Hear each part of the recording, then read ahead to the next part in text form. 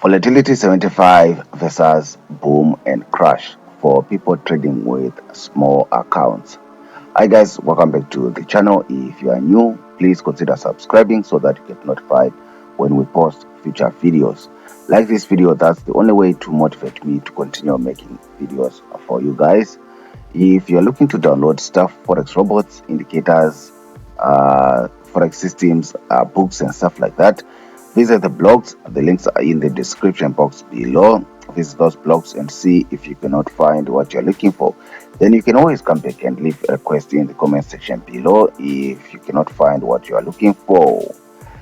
Let's get into today's video. So somebody asked me if they only have $10 or something around that, a very small account. Of course, small accounts is a relative term.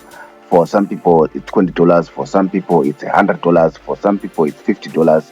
But let's say you have the bare minimum deposit. Which one should you tackle first, boom and crash, or you should go for volatility 75? I would also want to hear your thoughts in the comment section below. If you have traded with $10 accounts on deriv, on synthetic indices, which one would you go for and which one did you like the most?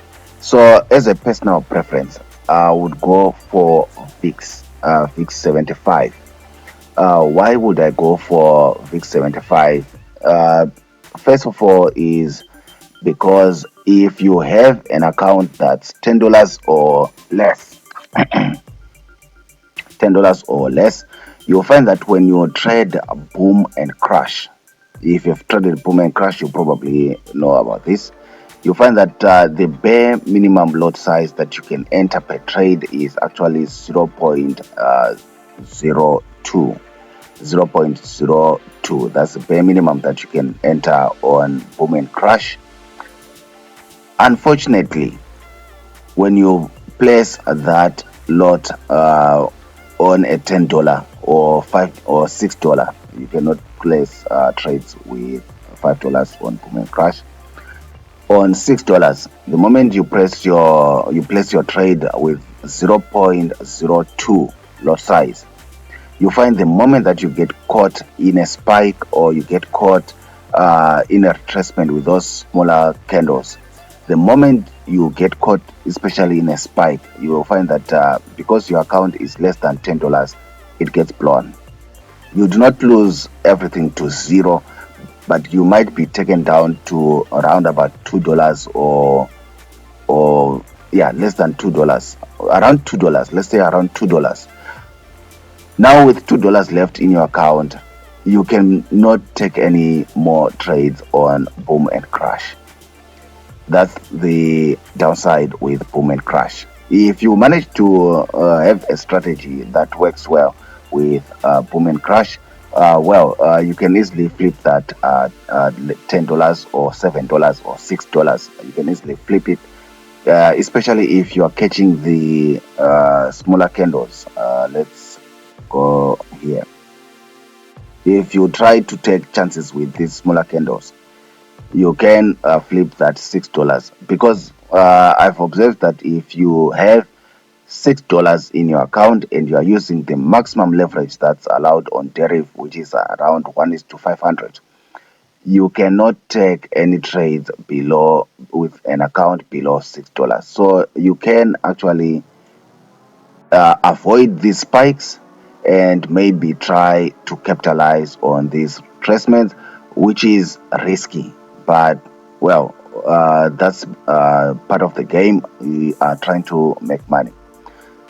But if you are actually on VIX, if you trade VIX, you find that the minimum lot size VIX 75, not the other volatilities, VIX 75, the bare minimum lot size that you can actually use is 0.001, the bare minimum. This does not mean that the risk is gone. Of course, the risk is there, but you'll find that with the maximum leverage that's allowed on deriv, 1:500, you can actually trade VIX with $3. I've done it. With $3, you can trade VIX with maximum leverage 1:500 using lot size 0.001. So if you ask me which one is better of the two, of course my money is on VIX 75 because you do not need a large deposit to trade VIX 75, and you can use the bare minimum lot size to actually enter trades. And it's so easy to trade VIX because you can actually go onto the higher time frames and try and get a direction. The risk is still there. Trust me, the risk is still there. You can actually lose your account. It doesn't mean that because you are trading 0.001, you are not going to lose money. Of course, you are going to lose money. The risk is always there. So you still need to do your own analysis. But if you manage to catch a trend, don't trade VIX when it's not trending, when it's ranging. That's a recipe for disaster. What you want to do is wait for a trend and place your 0.001 lot size, and if you manage to catch moves like these ones, you can actually flip that $3 into $10 easily on VIX or using 0.001 easily.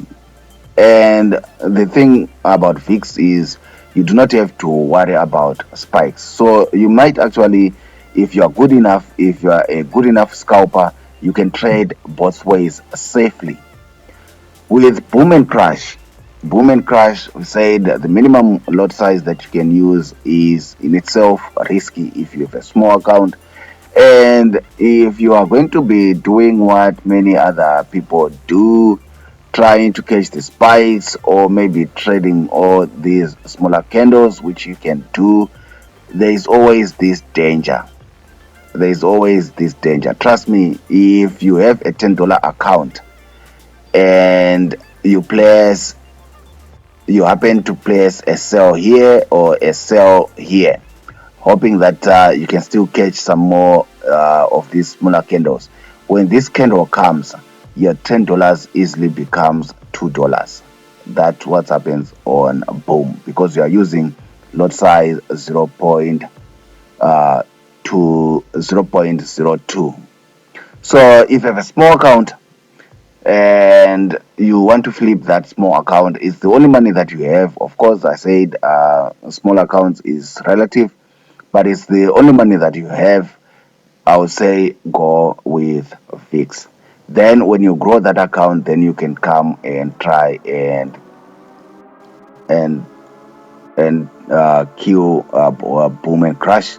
The thing that I've seen that kills most people with small accounts is they do not have enough equity. For example, let's give it an example. Let's say, for example, you thought you would catch a spike somewhere here, but then it continued going down. This is boom. You thought you were going to catch a spike here, so you placed a buy here. You'll find that this continuous drawdown is enough to get you out of the market. That's what happens on boom. And if you have a $10 account, you do not have enough equity to hold this down movement before it turns in your favor. You do not. So what happens is roundabout here or roundabout here, trust me, your $10 account will turn into $3, $2. That's what boom and crash does. So that's why I prefer to actually, if I have a small account that I want to flip, I actually go with volatility. At least I can relatively safely go with it in both directions. And I'm using the bare minimum lot size, which is risky, but it's not as risky with boom and crash if you're trading an account that's less than $10. Okay, Please leave your comments in the comment section below. I'd like to hear your thoughts as well. Between volatility 75 and boom and crash, which one would you trade with a very small account, and your experiences, your personal experiences? Like this video, subscribe if you're not yet subscribed. Until next time, bye.